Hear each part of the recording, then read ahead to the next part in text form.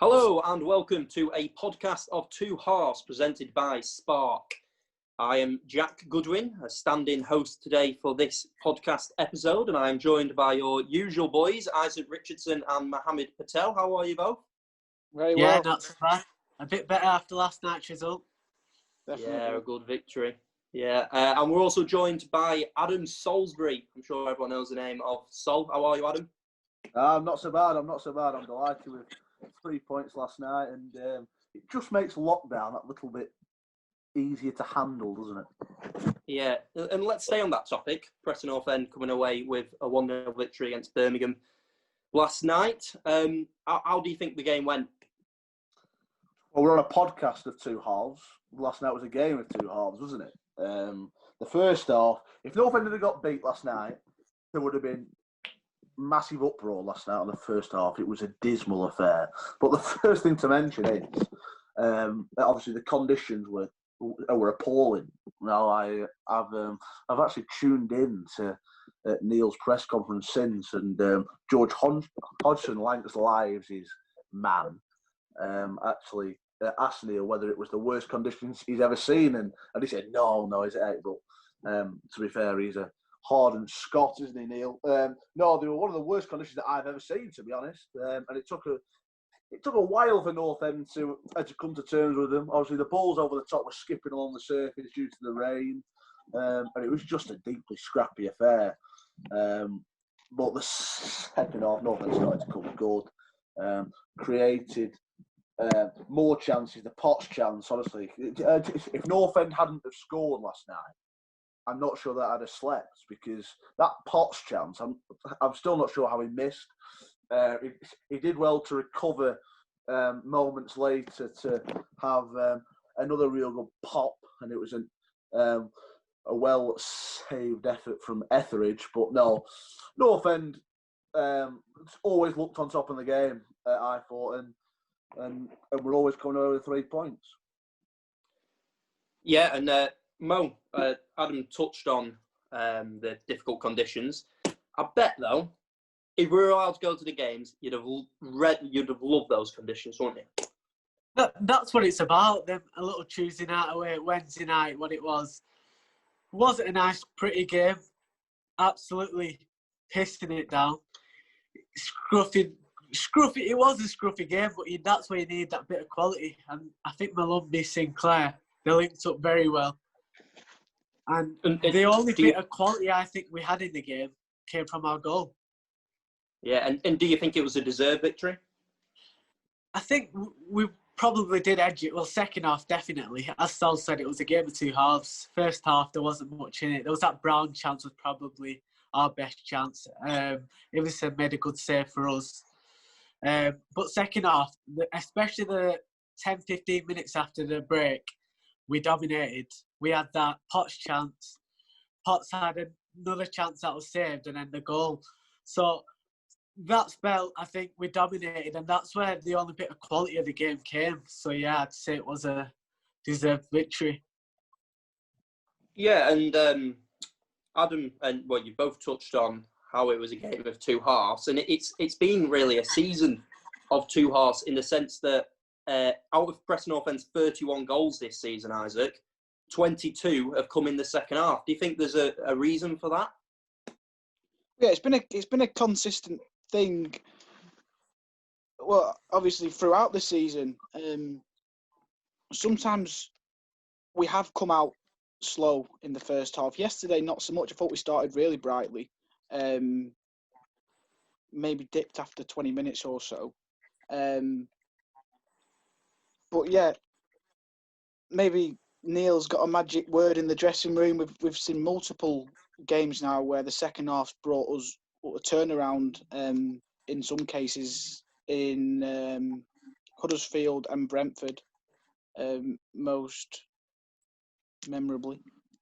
Yeah, it's whether that it might just be the fact that it takes us longer to get into the game, but when it does, we do have that quality in our team to get goals. And do you think Neil, like you mentioned, is the type to maybe have a bit of a hairdryer effect? I don't know, you're in the know a bit, Sol, aren't you? Is he the one to blow his fuse at times? I'm not sure I'm in the know. And I'm absolutely not in the dressing room at half time, so I couldn't tell you whether he's going ballistic. I don't necessarily read too much into those stats about scoring in one half or another. Like Isaac alluded to earlier, we did actually start quite well for the first 10. I thought North End always looked the more likely, despite not necessarily looking like scoring, but they were on top of the match. But I thought North End were always keeping them at arm's length, and it was just a case of when that chance came. And luckily, North End have got a real X-factor player in that regard, a real gun player that if a chance comes to Scott Sinclair, invariably the ball's going into the net. And I'm not sure you can understate just how good a finish that was last night. A real moment of quality from him.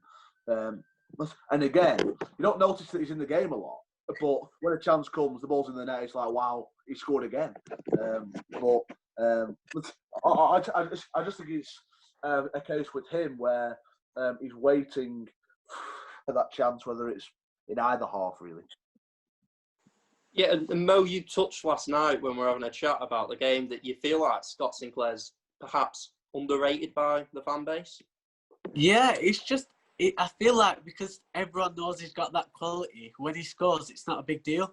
So, like, he won't be in the game and he'll just come out with a moment of magic that'll win us a game. We've seen that Brentford when he brought us back into the game. Reading, he played very well. Again, last night, Bournemouth, he scores consistently, but he's not a player that really gets spoke about much. I think it's just because everyone expects his quality, and I can't state how big of a good signing that was for us.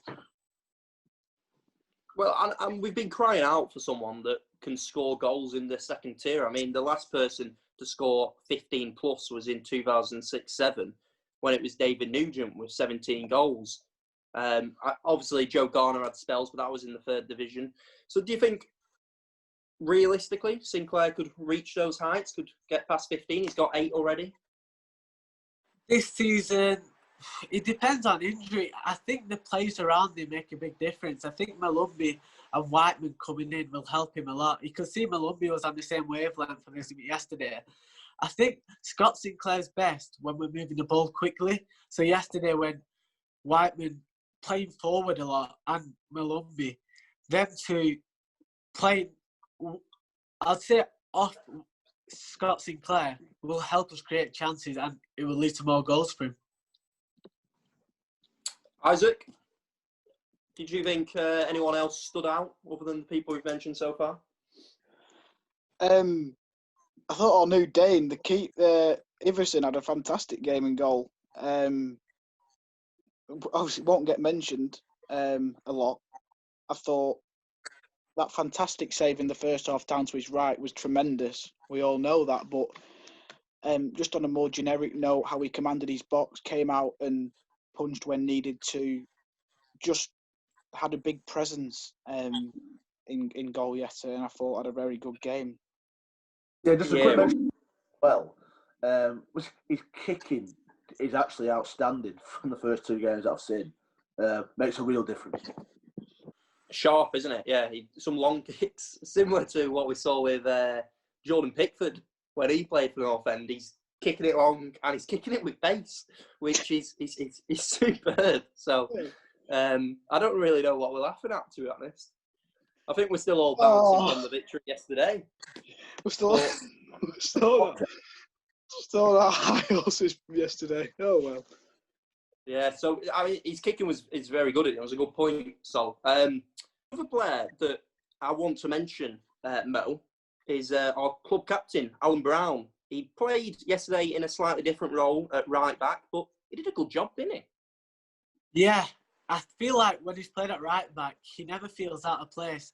I know he's the best in the 10, but with our full-back situation, I think Alan Brown playing right back, it probably suits us at the moment because we've got players that can play in that middle with Malumbi and Whiteman coming in.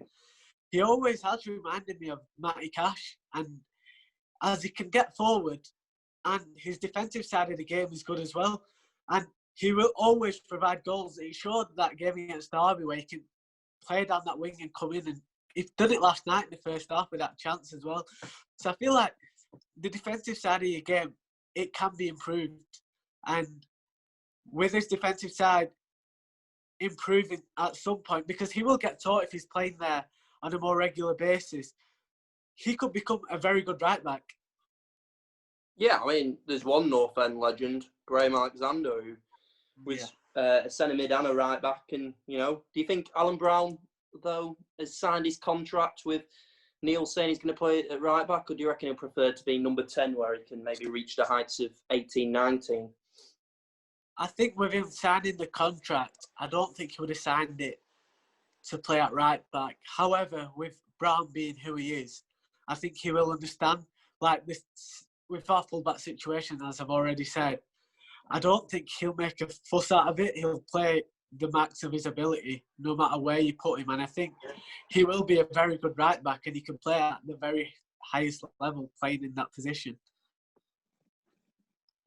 Yeah, and Alan Brown, who's very close to 300 appearances, probably you'd expect will make that 300 appearance mark. But there is one player that's beat him to it, and that is Paul Huntington, who made his 300th appearance yesterday. So Huntington, that's now played for the club for 8 years, coming into his 9th year now at the Whites. What sort of legacy will he leave behind when he leaves North End?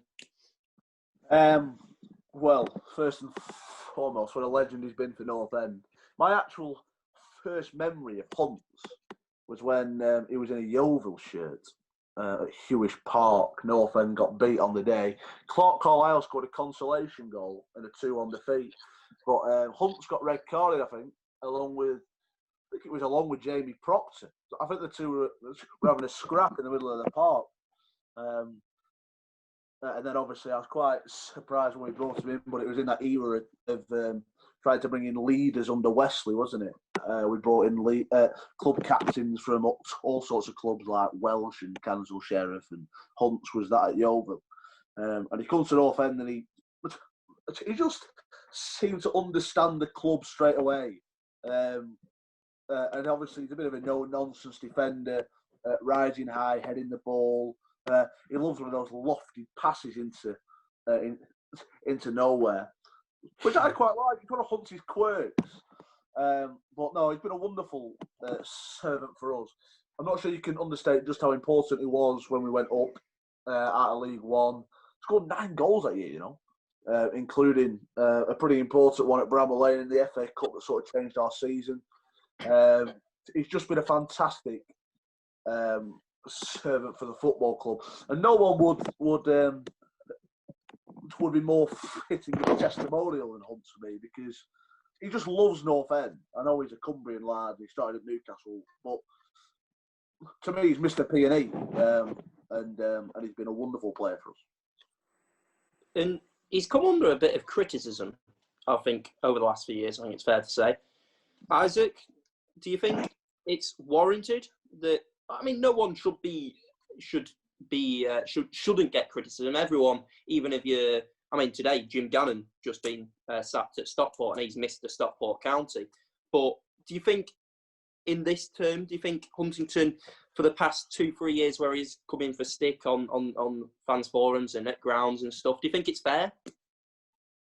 As you say, I think everyone will get criticised at some point. But the thing with Hunts is, whenever the gaffer wants him to come in, he comes in and he rarely puts a foot wrong. When he does put a foot wrong, it might be a big mistake, or it might lead to a goal. But I think I saw something yesterday that there was a really high percentage of games this season has been clean sheets when Hunts has been playing, and that just shows how effective he is. Yeah, but going back to the criticism, I think everyone's going to get a bit, but I think he's just been a terrific servant to the club. A very good defender as well. Like, he's not just been a good servant; he's a good wasn't a good player because is he a good footballer? So yeah, just superb. Love Hunts. Love everything about him. Love the way he does his business. Yeah, I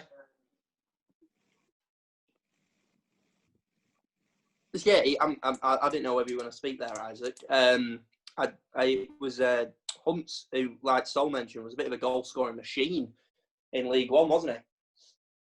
Well, Isaac was going to cheer up then. So did I. I thought he was dropping off.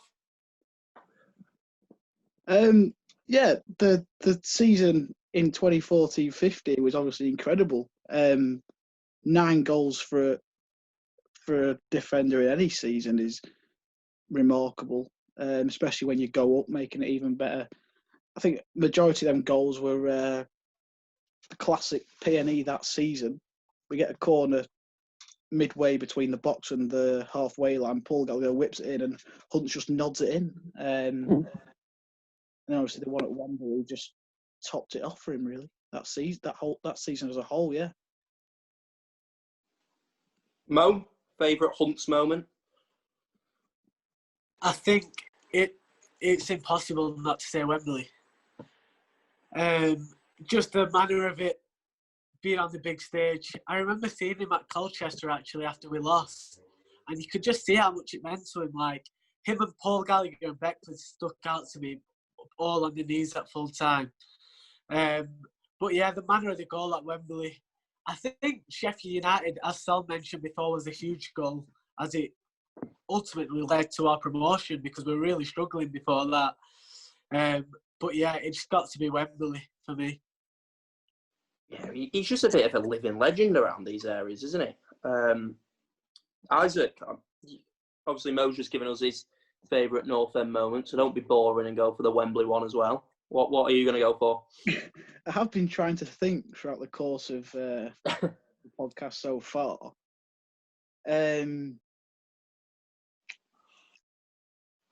Quite a funny one that sticks out is Blackpool at home when he lost his tooth in celebrations.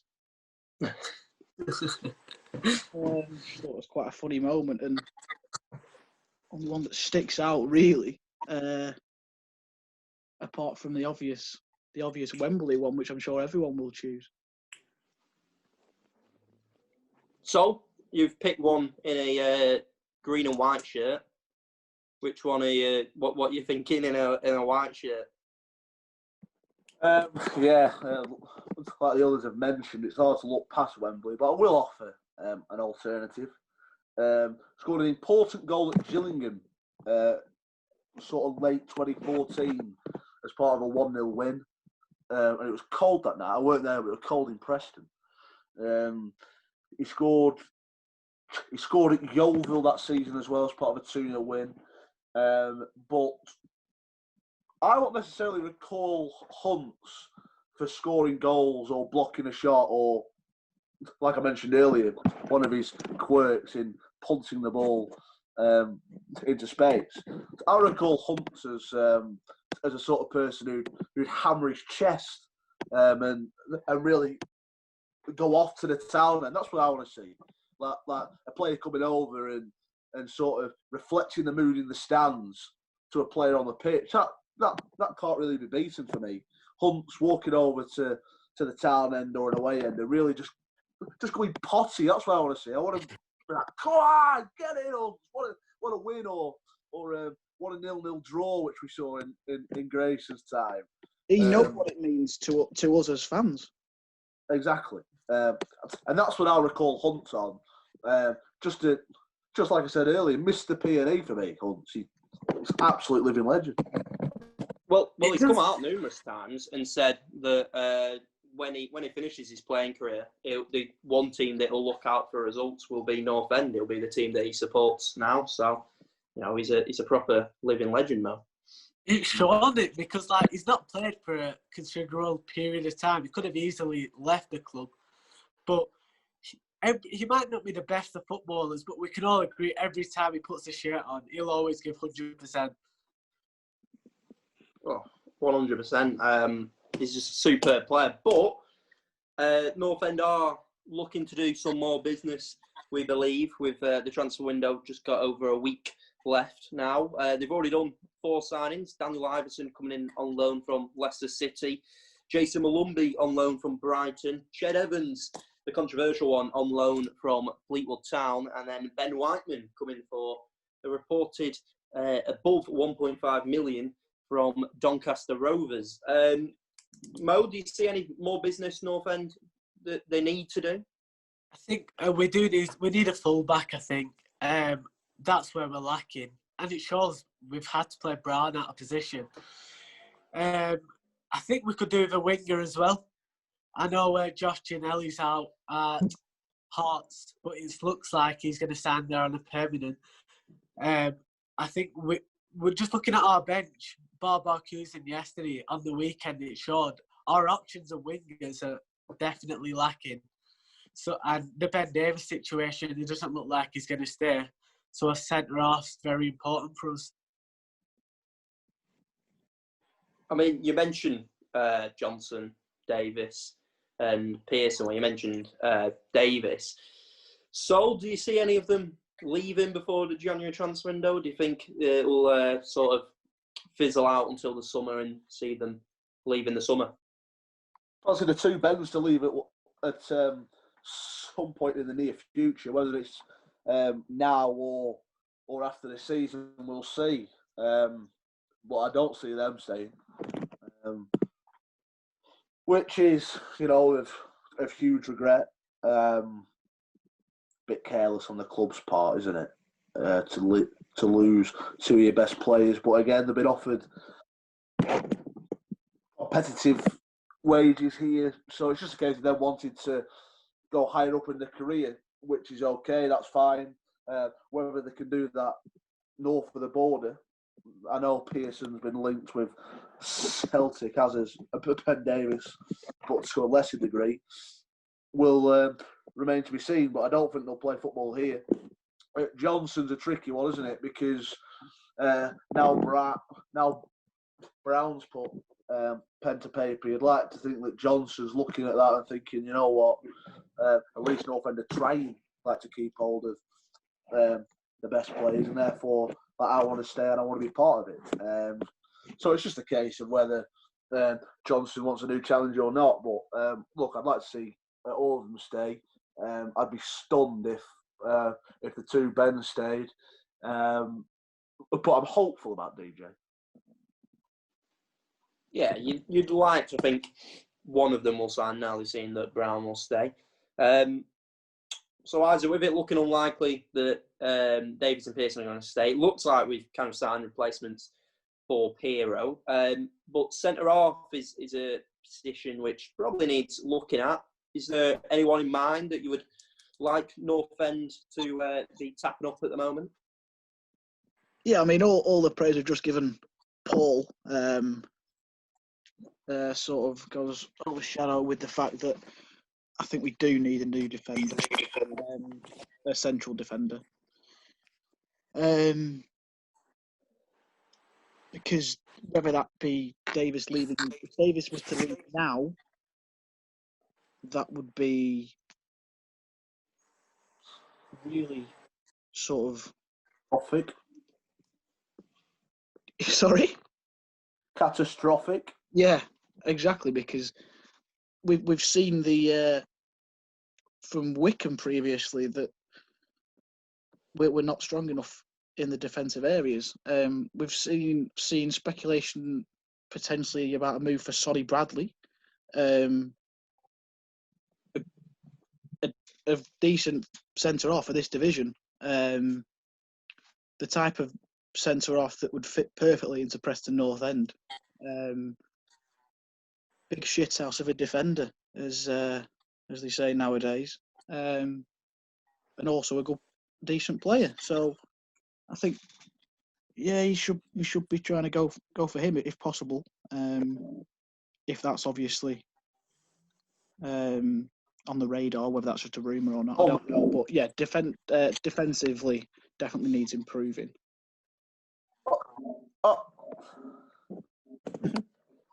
Seems like you were dipping in and out there, Isaac. I don't know whether you're having some Wi-Fi trouble. But yeah, I think what you mentioned there, Sonny Bradley, would be a sign of intent. I would imagine, going in and signing Luton Town's captain. I know they're not Barcelona, but to sign a captain from another side in our league, a side that haven't just come up, this is their second season in the league. If we could go and sign Sonny Bradley, Mo, surely that'd be a big sign of intent and something that possibly, it's better in the transfer market than we've done previously, where we're getting, youngsters from League Two and we're getting every Irish bloke that's ever played in the League of Ireland. So would it be good? I think it's a long-term replacement for Ben Davies, and it makes sense. He's dominant. We've seen what type of player he is when we've played against him. I think he would fit into our style of play well, as Isaac said, and it would be a signing of intent, as it's a well-known player. As in the past, we've been signing a player who's meant to be really good in the Irish division, which has failed, basically. We've seen players like Kevin O'Connor. Go on. Andy Boyle, yeah, exactly. Right. Solid.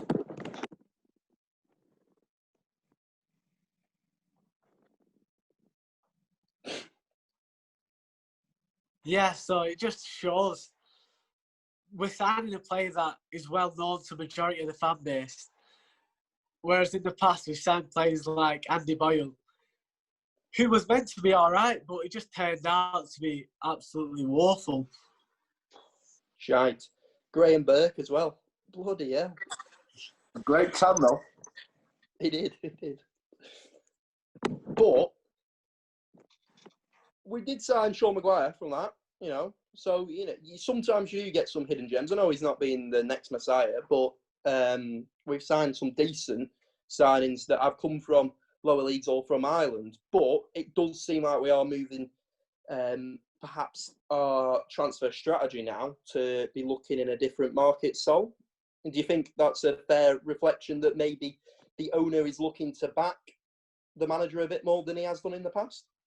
Yeah, well, I'm a big advocate to go to Ireland and get players for peanuts. We've got Maguire and Brown, and they've been worth more than any dross we've had, like your Andy Boyle, Kevin O'Connor's.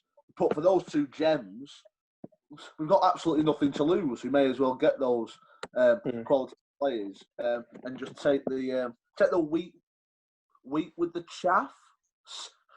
No, completely got that wrong. Anyway, never heard that one. The only problem I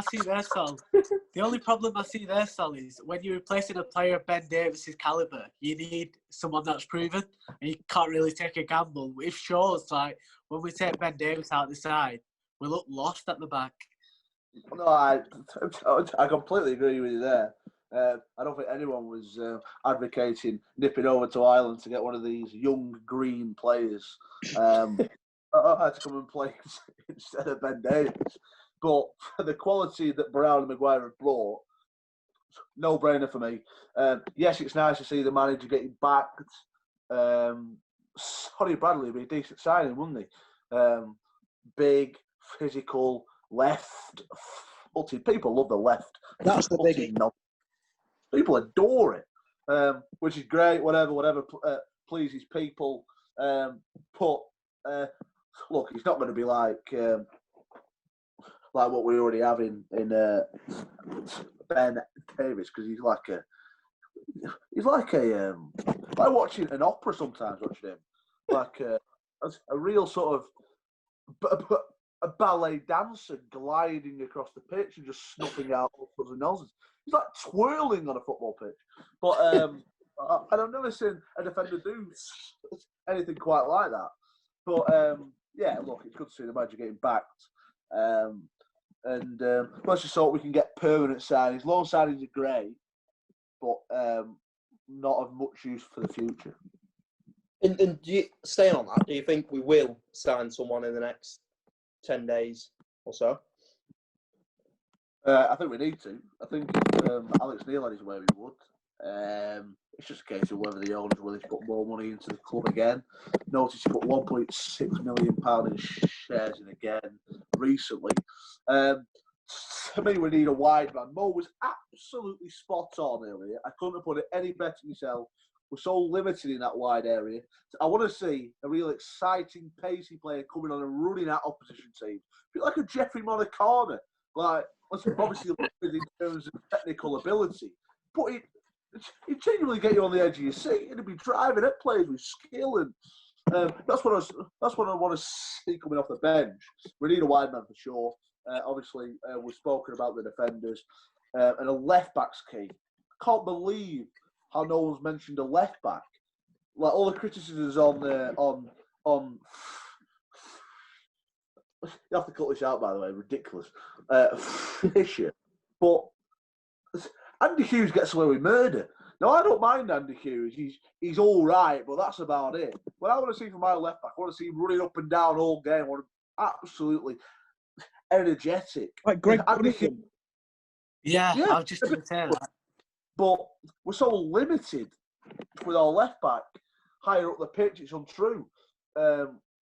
So, yeah, I'd like to see a wide man and a left back specifically. If Norfolk were higher up in the league table, the supporters would be crying out for a striker, and I don't think Ched Evans would have been their first choice striker. I think Emmy's the man. Well, I rate Reece, don't get me wrong. I think he's good. The problem you got with him is that he's green as grass, really keen to learn, but still a bit immature. He'll be a quality player in a couple of years, let me assure you of that. Yeah, I think Emily needs a bit of time. You can see the quality's there, but as you say, he's got a bit of learning to do, and I think he will be a very good player for us. Yeah, well, so that's talk of the transfer window. So Sol's mentioned that a left back is really needed. We've said that a winger's needed. I think we've all agreed that probably centre backs are needed as well. Isaac, coming back to you, do you think realistically we'll see any of them? You know, we've probably mentioned saying we need 2 centre backs, a 1 winger, and a full back. Do you think we'll see any of those 4? Centre back, I really think we'll get something over the line. I believe that. Left back, I'm not too sure, because I'm not saying they're good at all, by all means. We've got Earl and Hughes, which both have had good games in the past. So whether Alex Neil thinks in his head that he needs to strengthen there, I don't know. Realistically, we do. As for wingers, sorry, go on, Sol.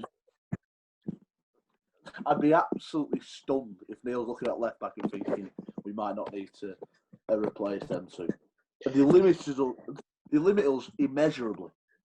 They do, but he's not looked. He's never really mentioned that. He's never mentioned left backs as a weakness point, really, has he? And he's not exactly error prone, is he? So he isn't making glaring mistakes at all. It's more just he isn't, like you say, a bombing up fullback is what you'd want in the modern game. I suspect that 10th in the league is about his limit. You're not going to go high. He's probably better on the left of a 3. He's better in the air, isn't he? Than most. But again, if you play the 3, then you need a marauding wingback. I agree with you that we do need a left back at some point, but as you said, as we're mid-table, I don't think he will go and bring a left back in this window just because we've got other priorities that we need to bring in. As you said, he is all right when we're 10th in the league, and that's where we will be this season, in my opinion. We're PNE, we'll get playoffs. There's always optimism. I mean, at the start of the season, you're looking at it. You've got so many players out of contract. We kind of fell off towards the end of last year. It was a bit disappointing, really, wasn't it? But probably whereabouts we should have been. Would you have taken it if someone said to you at this point, you're going towards the end of the January transfer window and you're 10th in the league with an outside chance of playoffs, you'd have taken it, wouldn't you? Undoubtedly would have taken it, yeah. Although I'm not sure that the minority of people on the hashtag PNEFC on Twitter would agree. I mean, it's like they want to tune in and watch Arsene Wenger's Arsenal every week, and the good Arsene Wenger Arsenal at that, not the nonsense that he produced sort of 10 years after his title. I can hear the groans from the Tom Finney already.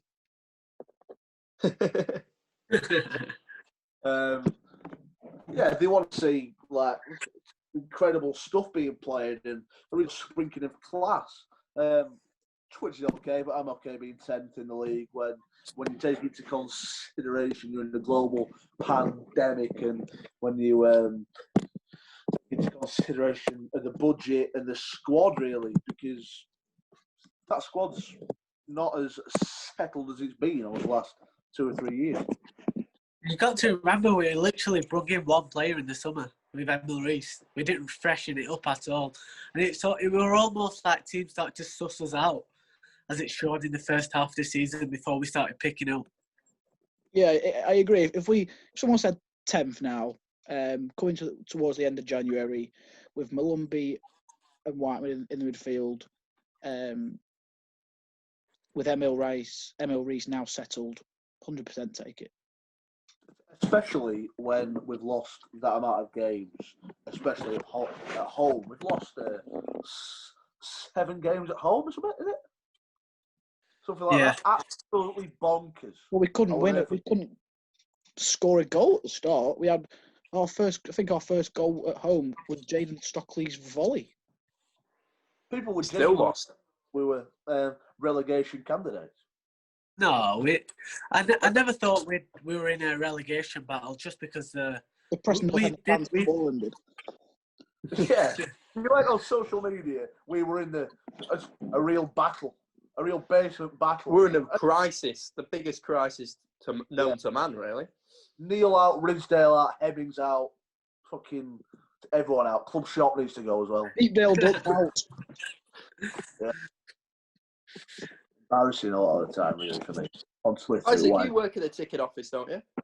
Yeah. Yeah, I bet they were calling for you out at one point as well, to be honest. I actually did read my name saying Isaac Richardson out, not selling enough tickets. Oh. No, I agree with Mo. I don't think we're ever in a relegation battle. I agree. But if you went online, then Christ, we're in a real hole. I feel like when you've got, and I'm a big advocate of him, and I get told I'm a happy clapper or whatever, but I think Alex Neil is the biggest asset to the club. I genuinely think that. I think if he manages Bournemouth, Norwich, Watford, he has any of these sides, Cardiff, I reckon he has them right in the thick of a promotion battle and probably 100%. takes them up. I think he's a good manager. He's been there, done it. Yeah, I mean, he had us in the top 6 for majority of last season before lockdown. It was first. Yeah, we'll top at league at one point. Cherish that for the rest of my life. Alton away, sheesh. Bus journey away from there. Bloody hell. Okay, I think that wraps it up for tonight's podcast. A podcast of 2 halves, which is presented by Spark. Thank you to Mo Patel and Isaac Richardson, who will be coming up with plenty of podcasts for you over the next couple of months. Mo, Isaac, is there anything you've got in the pipeline? Well, we're thinking of inviting fans from different teams onto our podcast over the next few weeks, and in particularly probably do a podcast on North End on a monthly basis, but just trying to grow our following from supporters from the EFL and the Premier League. Excellent stuff. And Sol, always a pleasure to have your colourful analysis on the podcast. Yeah, my pleasure to talk about North End. I do enjoy it occasionally. Okay, and for now, stay safe.